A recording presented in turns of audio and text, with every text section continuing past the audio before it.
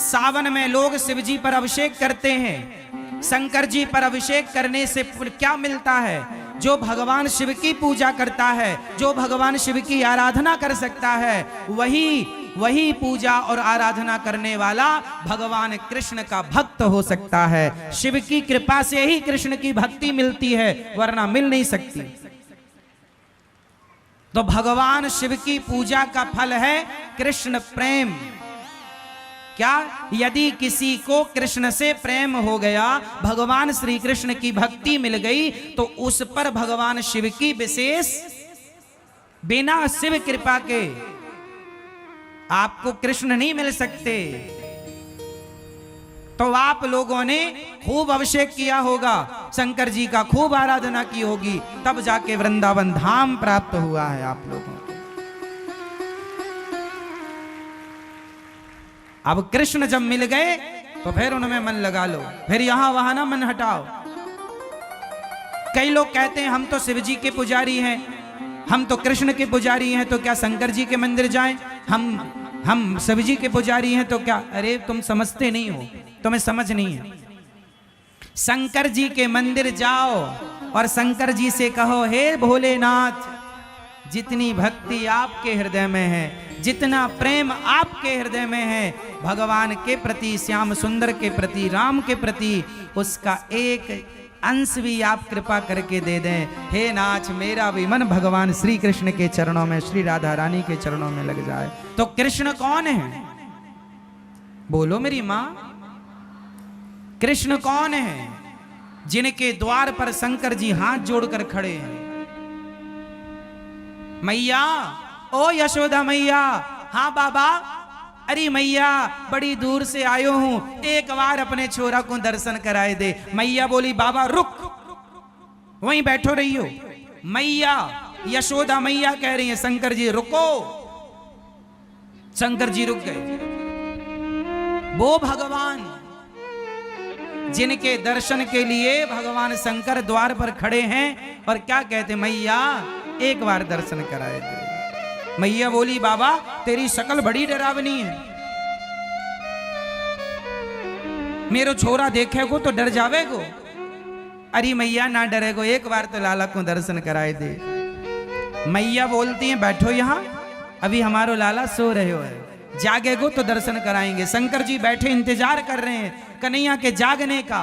लो, वो कृष्ण हैं। शंकर जी कौन है? जिन्होंने काम को जलाकर भस्म कर दिया। शंकर जी की तीसरी आंख खुले तो पृथ्वी जलकर भस्म हो जाए, वो सर्व सामर्थ्य शंकर जी। वो शंकर जी जिनके अंदर सृष्टि का पल भर में संहार करने का पावर है, पल भर में सृष्टि को मिटाने का सामर्थ्य है। वो शंकर जी हाथ जोड़े द्वार पर खड़े हैं कृष्ण के आगे। वो कृष्ण कोई सामान्य तत्व है क्या मेरी मां? वो भगवान है। एक बार शंकर जी ने जहर पिया था, आप सबको ये बात पता है। समुद्र मंथन हुआ, जहर निकला, किसने पिया? शंकर जी ने पिया। एक बार शंकर जी ने जहर पी लिया। अब बताओ, जहर यदि हम लोग पी लें तो मर जाएंगे? आप लोग पी लें तो मर जाएंगे? मर जाओगे। लेकिन शंकर जी ने इतना सारा जहर पी लिया, मरे नहीं। हम जहर पी लेंगे तो मर जाएंगे, शंकर जी ने जहर पिया, नहीं मरेंगे। वो शंकर जी जो इतना जहर पी कर ना मरे, क्या उनसे कोई इंसान अपनी होड़ कर सकता है, अपनी तुलना कर सकता है? वो शंकर जी जो देवाधिदेव महादेव हैं, जो कामदेव को जलाकर भस्म कर देते हैं, वो शंकर जी गोपी बनकर उस रास में जा रहे हैं भगवान श्री कृष्ण के। वो कृष्ण तत्व है जिनके पास शंकर जी जा रहे हैं, तुम उन्हें हल्के में ले रहे हो। कृष्ण को कोई सामान्य तत्व समझ रहे हैं आप लोग क्या? कृष्णात् परम किमपि तत्व महम न जाने। कृष्ण से भी श्रेष्ठ कोई तत्व है ये मैं नहीं जानता। शंकर जी भी जिन्हें जान ना पाते, शंकर जी किनका ध्यान करते हैं? सदा वसंतम हृदयारविंदे भवम भवानी सहितम नमामि। जिनका ध्यान शंकर जी करते हैं, भगवान कृष्ण का जन्म हुआ तो दर्शन करने शंकर जी आए, रास हुआ तो दर्शन करने शंकर, जिनका दर्शन करने के लिए लाइन में शंकर जी खड़े हैं, उन कृष्ण को आप सामान्य समझ रहे हैं क्या? कोई मजाक का विषय बना रहे हैं क्या कि वो रास रचाए तो हम भी रचाएंगे? जो काम संत कर सकते हैं ना, तुम ना करो। उनकी भावनाएं अलग हैं, तुम्हारी भावनाएं अलग हैं। उनके विचार अलग हैं, तुम्हारे विचार अलग हैं। सबकी तुलना सबसे नहीं हो सकती मेरी माँ। जिस तराजू में सोना तोला जाता है, उस तराजू में टमाटर नहीं तोले जा सकते। टमाटर, सब्जी, आलू तौलने की तराजू अलग होती है और सोना तौलने की तराजू अलग होती है। इंसानों को तौलने की तराजू अलग है और भगवान को तौलने की तराजू अलग है। दोनों को एक तराजू में नहीं तोला जा सकता। आप गलती ये करते हैं कि इंसानों से भगवान की तुलना कर लेते। अरे हम, उन्होंने किया हम भी करेंगे। तो उन्होंने पहाड़ उठाया था, है तुम्हारे बाप में हिम्मत? एक उंगली से उन्होंने इतना सा मुंह खोल के पूरा ब्रह्मांड दिखाया था, है तुम में हिम्मत? भगवान से कहा। आजकल का इंसान जब उसकी नादानी सुनते हैं ना, तो कई बार दया भी आती है मूर्खता पर, कई बार गुस्सा भी आती है कि बताओ भगवान के लिए लोग क्या क्या कहते हैं, जानते नहीं भगवान के बारे में, बोलते हैं।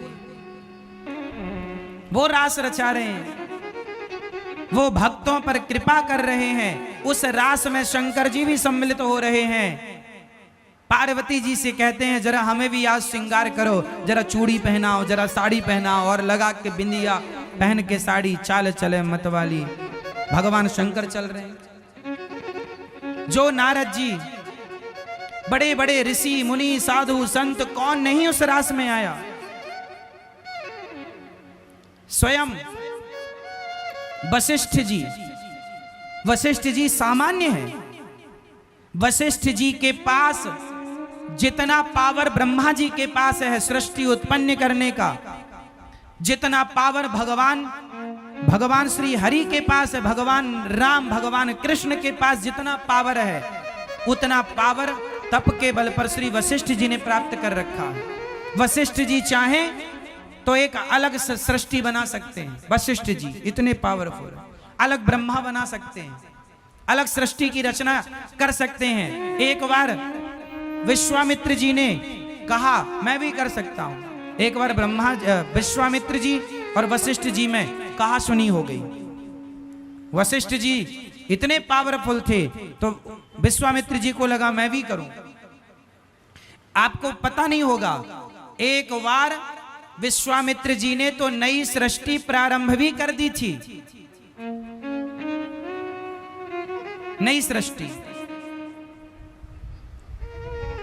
और वो नई सृष्टि क्या है जानते हो? नहीं, ये जो नारियल होता है, ये नारियल ब्रह्मा जी की बनाई सृष्टि नहीं है। एक बार विश्वामित्र जी को गुस्सा आ गया कि मैं चाहूं तो नई सृष्टि कर लूं, तो कहा कि कर लो। तो वो करने लग गए। तो उन्होंने, अब भाई सृष्टि के लिए आदमी लोग चाहिए, स्त्री पुरुष, तो उन्होंने पिंड बनाना शुरू किया। जिस पिंड से इंसानों का जन्म होता, तो सबसे पहले वो पिंड, जैसे चिड़िया पहले अंडा देती है, स्त्री और पुरुष के गर्भ में भी तो एक, ये समझो कि स्त्री का रज, पुरुष का तेज जाकर मिलता है तो एक कलल बनता है। उसी तरह सबसे पहले अंडा तैयार हुआ। तो आपने देखा नारियल में दो आंखें होती हैं, ध्यान से देखा, पानी भरा होता, जैसे बच्चे मां के पेट में पानी भरा होता है, पूरा अंडा जैसा प्रोसेस होता है नारियल का। नारियल वो सृष्टि की शुरुआत करने लगे, अपनी तपोबल से मैं अलग सृष्टि बनाऊंगा। ऐसे फिर उन्हें समझाए भैया अलग ना चलो, विश्वामित्र जी को समझाए। इसलिए नारियल तोड़ने की परंपरा बनी कि नारियल भी एक जीव है, जैसे हम हैं ऐसे ही लगभग नारियल। इसलिए हमारे यहाँ पशुओं की बलि ना चढ़ा करके विश्वामित्र जी की सृष्टि के जो लोग थे, जो शुरुआत थी बाद में की नहीं गई, उस नारियल को तोड़ करके कहा गया कि हमारी तो यही बलि मान लो प्रभु, यदि आपको बलि चाहिए तो नारियल की बलि। इसलिए हमारे यहाँ बकरे की बलि नहीं चढ़ाई जाती, नारियल की बलि चढ़ाई जाती है, क्योंकि उस सृष्टि को मान्यता नहीं मिली गई। फालतू जाता तो उपयोग करो, चलो यही करो। तो वो भी इंसान की शुरुआत थी नारियल, वो ब्रह्मा जी की सृष्टि में नहीं आता नारियल। नारियल को प्रकट करने वाले विश्वामित्र जी हैं। विश्वामित्र जी तो कम पावरफुल हैं, वशिष्ठ जी तो इतने पावरफुल हैं जस की तस ये सृष्टि को मिटा के फिर बना सकते हैं। वशिष्ठ जी राम जी के गुरु वशिष्ठ जी, आज भी वशिष्ठ जी हैं। कश्यपोत्री वशिष्ठस्य विश्वामित्रोथ गौतमा जमदग्निर भरद्वाज। ये 7 सप्तर्षि होते हैं, सुना आप लोगों ने? आप लोगों ने सुना? सप्तऋषि पुच्छल तारा देखा होगा, सप्तऋषियों को आकाश में देखा होगा, एक साथ रहते हैं, वो सप्तऋषि होते हैं। कौन कौन है उनमें? कश्यप, कश्यपोत्री, अत्रि कश्यपत्री, कश्यपोत्री वशिष्ठ, वशिष्ठ कश्यपोत्री वशिष्ठस्य, विश्वामित्र, विश्वामित्र भी उसमें है। कश्यप, कश्यपोत्री अत्रि, अनसुईया माँ के पति, कश्यपोत्री वशिष्ठस्य विश्वामित्रोथ गौतमा, गौतम ऋषि अहिल्या के पति, कश्यपोत्री वशिष्ठस्य विश्वामित्रोथ गौतमा, कश्यपोत्री वशिष्ठस्य विश्वामित्रोथ गौतमा जमदग्निर भरद्वाज। जमदग्नि मतलब परशुराम जी के पिता, जमदग्निर भरद्वाज, भरद्वाज जी। भरद्वाज जी का नाम सुना होगा, रामचरितमानस में भरद्वाज जी का उल्लेख है। राम जी उनके आश्रम भी गए थे, श्री भरद्वाज जी के। भरद्वाज मुनि बसई प्रयागराज में रहते थे। ये सप्त ऋषि हैं जो इतने पावरफुल हैं, सातों के अलग सृष्टि कर सकते हैं। ये सारे ऋषि, इन सब के ऊपर होते हैं भगवान शंकर, इंद्र के, देवताओं के राजा इंद्र। इंद्र के ऊपर इंद्र हाथ जोड़े खड़े रहते हैं भगवान शंकर के आगे। सबसे पावरफुल हैं सृष्टि में ऋषि। ऋषियों से देवता जो है ना, देवता पावरफुल नहीं होते। ये ऋषि लोग चाहें तो देवताओं को जहां चाहें, इंद्र को श्राप दे दिया था गौतम ऋषि ने, जा तेरे पूरे शरीर में योनि हो जाए। अहिल्या का जब चरित्र बिगाड़ने गए, 1000 योनि छिद्र हो गए थे पूरे शरीर में, मुंह दिखाया नहीं गया इंद्र से कहीं। बाद में फिर आंख के रूप में परिणित हो गई। इंद्र की 1000 आंख हैं, पहले योनियां थी, पूरे शरीर में योनि छिद्र, योनि लंपट थे ना, तो श्राप से योनि हो गई, फिर वो आंखों में तब्दील हो। देखिए हमारे यहाँ का साइंस, यहां ही आंखें नहीं, पूरे शरीर में आंखें हो सकती हैं।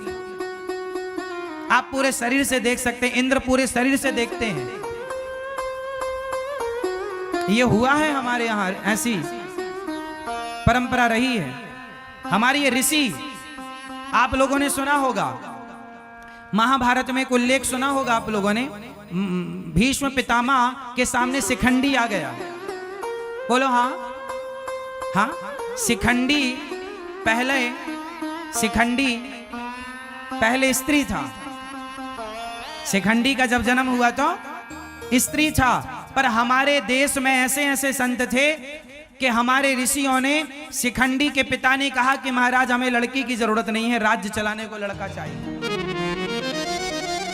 लड़का चाहिए। तो शिखंडी को लड़की से लड़का बनाया गया था 5500 साल पहले। यह टेक्नोलॉजी थी। आजकल भी साइंस के द्वारा स्त्री लिंग परिवर्तन हो जाता है, लेकिन आज के में एक समस्या है कि यदि स्त्री को पुरुष बना दिया, आजकल भी प्लास्टिक सर्जरी के द्वारा स्त्री को पुरुष बना दिया जाता है और पुरुष को स्त्री। लेकिन जो पुरुष स्त्री बनता है तो स्त्री योनि तो हो जाती है, लेकिन पुरुष जो स्त्री बनेगा वो कभी मां नहीं बन सकता। लेकिन हमारे यहाँ ऐसी परंपरा रही है कि शिखंडी स्त्री थे और जो स्त्री पुरुष बनेगी तो वो कभी बाप नहीं बन सकती। लेकिन शिखंडी जब स्त्री से पुरुष बने तो वो पिता भी बने बाद में। और कई बार हमारे यहाँ स्त्री को पुरुष और पुरुष को स्त्री भी बनाया गया है। शास्त्रों में वर्णन आपको मैं कई जगह दिखा दूंगा। हमारे यहाँ ये सारी टेक्नोलॉजी थी, प्रयोग कम करते थे क्योंकि जरूरत नहीं थी, सिद्धांत उद्देश्य अलग अलग थे।